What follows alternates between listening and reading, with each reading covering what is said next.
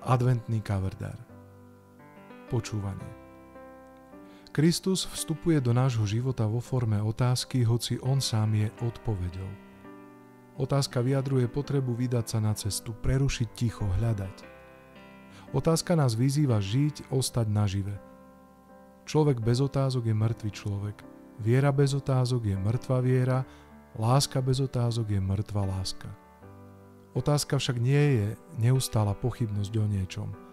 Otázka je to, čo robí veci mojimi. Otázka je nekonečná potreba odpovede a nie strašná chuť všetko rozobrať a nechať všetko rozbité.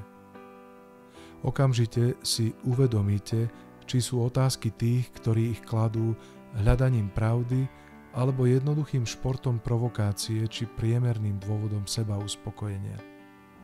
Poznám ľudí, ktorí chcú len klásť otázky, no takmer nikdy si nenajdu čas na odpovede.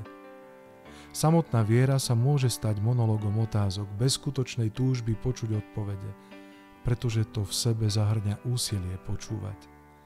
A počúvať je v našej svetskej mentalite servilné slovo. Počúvať v zmysle poslúchať. Nemáme chuť poslúchať. Možno preto, že si myslíme, že keď poslúchame, sme menej slobodní. Zatiaľ, čo namiesto toho sme slobodní práve vtedy, keď posluchneme. To znamená, keď sme schopní počúvať.